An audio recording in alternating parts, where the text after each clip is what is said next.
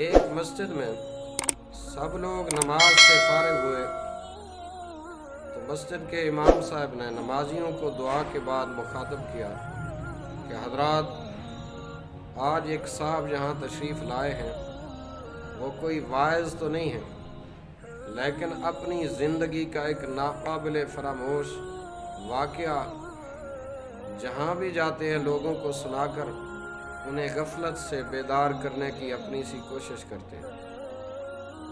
میں آپ سے گزارش کروں گا کہ آپ تھوڑا سا وقت نکال کر ان کی بات ضرور سن لیجیے۔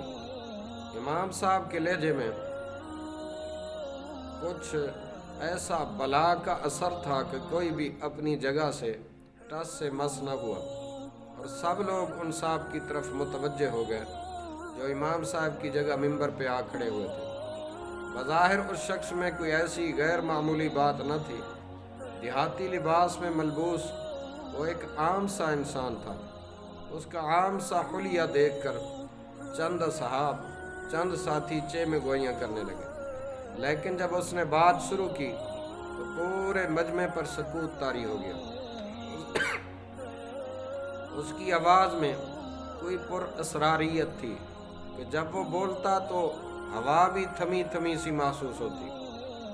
چند ہی لمحوں میں سب کو احساس ہو گیا کہ نہ تو وہ ایک عام انسان تھا اور نہ ہی وہ واقعہ کوئی معمولی تھا جو وہ سنانے جا رہا تھا۔ برادران اسلام، اس شخص کی آواز گویا کسی گہرے کنویں سے ابھرتی سنائی دے رہی تھی۔ وہ کہہ رہا تھا، میرے ساتھیوں، جو واقعہ میں آپ کو سنانے جا رہا ہوں وہ کوئی من گھڑت قصہ نہیں، بلکہ مجھ پر بیتنے والا ایک حرف بحرف سچا واقعہ۔ کہنے لگے 10 سال ہو گئے ہیں میں زندہ لاش بن کر اس واقعے کو جہاں جہاں موقع ملتا ہے دہراتا ہوں، تاکہ شاید کسی کے دل میں میری بات اتر جائے اور وہ دنیا کے دکھاوے والی زندگی پر اپنی وہ جائے پناہ قربان نہ کرے جہاں اسے تا قیامت ابدی نیند سونا ہے۔ اتنا کہہ کر وہ ایک پل کے لیے رکا اور پھر اصل واقعہ سنانے لگا۔ کہنے لگا، میں ایک دیہات کا رہائشی ہوں اور یہ واقعہ مجھے میرے اسی علاقے کے ایک جنگل میں میرے ساتھ پیش آیا۔ میں گاؤں والوں کی بھیڑ بکریاں چرایا کرتا تھا اور یہ ہمارا آبائی پیشہ ہے۔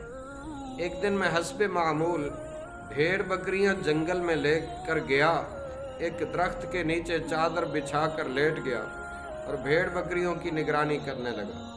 ابھی تھوڑی ہی دیر گزری تھی کہ فضا میں کسی ہاتھی کی چنگھاڑ گونجی اور بکریاں سہم کر ادھر ادھر بھاگنے لگی۔ میں وہ غیر معمولی چنگھاڑ سن کر بڑی سرعت کے ساتھ، تیزی کے ساتھ، عجلت کے ساتھ اٹھ کھڑا ہوا اور سوچا کہ اس علاقے میں ہاتھی کا کیا کیا۔ پھر وہ آواز سے لگتا تھا کہ وہ کوئی جنگلی یا پاگل آتی ہے۔ بھیڑ بکریاں سہم کر ایک خاردار جھاڑی کے عقب میں جمع ہوتی چلی گئی۔ گویا قدرتی طور پر یہ ان کا حفاظتی اقدام تھا۔ آس پاس درخت تو بے شمار تھے، لیکن کوئی بھی اتنا مضبوط نہ تھا کہ ہاتھی کی ٹکر سہار سکتا۔ میری سمجھ میں نہ آ رہا تھا کہ جاؤں تو کہاں۔ بس میرا ذہن اسی شش و پنج کا شکار تھا کہ دفعتاً زمین جو تھر تھرا اٹھی، جیسے کوئی زلزلہ سا آ گیا۔ میرے رہ سے اوسان بھی خطا ہو گئے اور میں ایک انجانی سمت میں بھاگ کھڑا ہوا۔ کچھ ہی دور گیا تھا کہ پیچھے سے ہاتھی کے وزنی قدموں کی آواز کو اپنے تعاقب میں پایا۔ میں سمت بدل بدل کر بھاگتا رہا، لیکن بھلا ایک پاگل ہاتھی کی رفتار کا مقابلہ کیسے کیا جا سکتا تھا؟ سیاہ عفریت موت بن کر کسی بھی لمحے میرے سر پر پہنچ کر میرا کچومر نکال سکتا تھا، لیکن شاید قدرت کو کچھ اور ہی منظور تھا۔ اچانک وہ گنبد نما عمارت ویرانے میں یوں میرے سامنے آ گئی جیسے زمین سے اگ گئی ہو۔ بظاہر وہ منظر یا کسی مزار نما عمارت کا گنبد تھا۔ داخلے کے لیے ایک ہی چھوٹی سی کھڑکی نما ایک جگہ تھی۔ ایک پل میں میرا رخ اس جانب ہو چکا تھا کھڑکی نما جگہ اتنی چھوٹی تھی کہ ہاتھی کوشش کے باوجود اس میں داخل نہیں ہو سکتا تھا۔ کہتے میں آندھی اور طوفان کی طرح اس اکلوتے کمرے میں جا گھسا۔ وسط میں پختہ ایک قبر تھی اور اس کے عین اوپر چھت سے ایک آہنی زنجیر لٹک رہی تھی۔ اندر بمشکل اتنی جگہ تھی کہ میں ایک طرف کو کھسک کر کھڑا ہو سکتا تھا۔ قبر پر کھڑا ہونا مجھے ناگوار تھا۔ ابھی ہاتھی چند لمحوں کی تاخیر سے میرے سر پر پہنچ گیا۔ صد شکر کا مقام ہے کہ وہ گنبد نما عمارت مضبوط پتھر کی تھی، ورنہ ہاتھی ایک ہی ٹکر میں اسے زمین بوس کر ڈالتا۔ کہتے ہیں جب وہ کھڑکی سے اندر داخل نہ ہو سکا تو ہاتھی نے اپنی سونڈ اندر داخل کی اور مجھے مارنے کی کوشش کرنے لگا۔ اب تو مجھے یقین ہو گیا کہ وہ پاگل ہاتھی میری جان لے کر ہی چھوڑے گا۔ ایک آدھ بار سونڈ کسی ظالم چابک کی طرح میرے وجود سے ٹکرائی اور میں پورا اندر تک ہل کر رہ گیا۔ اگر ایک بار مزید وہ اس طرح مجھے لگتی تو قریب تھا کہ میں غش کھا کر گر پڑتا۔ اگلے ہی لمحے ایک عجیب بات ہوئی اور مجھے اپنی موت کا یقین ہو گیا کہ قبر کے اندر سے ایسی آواز آئی جیسے کوئی تکلیف سے گلا پھاڑ کر چیخ رہا ہو۔ میں نے عذاب قبر کے کئی واقعات سن رکھے تھے، لیکن اپنے کانوں سے ایسی چیخیں پہلی بار سن رہا تھا۔ اس سے پہلے کہ میرے اوسان جواب دے جاتے، قبر کے سرانے ایک شگاف نما مقام سے ایک غیر معمولی جسامت کا سیاہ بچھو نکلا اور دیوار پر سے ہو کر میری جانب رینگنے لگا۔ جو ہی بچھو قبر سے نکلا، چیخوں کا سلسلہ بھی موقوف ہو گیا۔ کوئی دوسرا انسان میری اس وقت کی کیفیت کا اندازہ ہی نہیں لگا سکتا۔ ایک طرف پاگل ہاتھی اور دوسری طرف قبر کا بچھو اور نیچے عذاب قبر سے تڑپتا نامعلوم وجود۔ اللہ جانے میرے قدموں تلے کیا معاملہ چل رہا تھا۔ میری آنکھوں کے سامنے اندھیرا چھا گیا۔ جب کچھ نہ سوجا تو چھت سے لٹکتی زنجیر کو تھام کر میں فضا میں جھول گیا اور اپنا وجود اس حد تک سمیٹ لیا کہ سونڈ اور بچھو دونوں کی زد سے دور ہو جاؤ۔ اب میں قبر کے عین اوپر فضا میں معلق تھا۔ جیسے ہاتھی کی سونڈ چکر کاٹ کر دیوار سے ٹکرائی، سیاہ بچھو اس کی زد میں آ گیا۔ معلوم نہیں بچھو کا کیا بنا، لیکن اگلے ہی لمحے ہاتھی بے دم ہو کر زمین پر آ گرا۔ تھوڑی دیر تک فضا میں خرخراہٹ سی گونجتی رہی اور پھر ہر سو موت کا سکوت چھا گیا۔ بچھو کا بھی نام و نشان نہ تھا۔ شاید وہ سونڈ لگتے ہی گر کر واپس میں قبر میں جا گھسا۔ ہاتھی اس کے زہر کی تاب نہ لا کر جان سے ہاتھ دھو چکا تھا۔ جب مجھے یقین ہو گیا کہ ہاتھی مر چکا ہے اور اب نہیں اٹھے گا تو زنجیر چھوڑ کر میں نیچے اتر آیا۔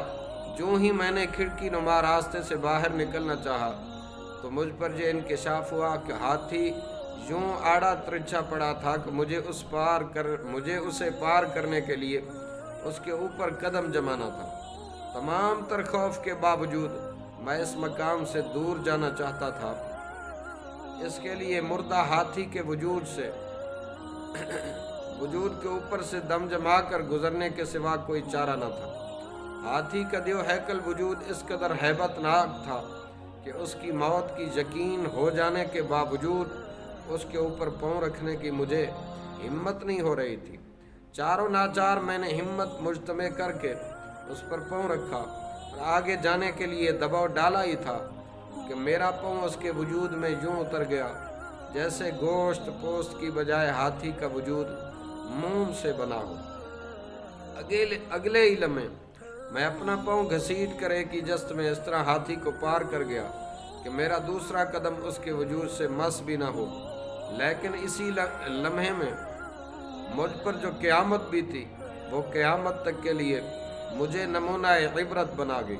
میں آج بھی اپنی ٹانگ پر نظر ڈالتا ہوں تو وہ سارا منظر میری آنکھوں سے سامنے یوں تازہ ہو جاتا ہے جیسے کل کی ہی بات ہو۔ برادران اسلام، اتنا کہہ کر اس نے اپنی دائیں ٹانگ سے دھوتی کا پلو اوپر کو سرکایا اور دیکھنے والوں نے بے اختیار اپنی آنکھیں بند کر لی۔ घुटने से नीचे तक गोश्त का नामो निशान तक न था।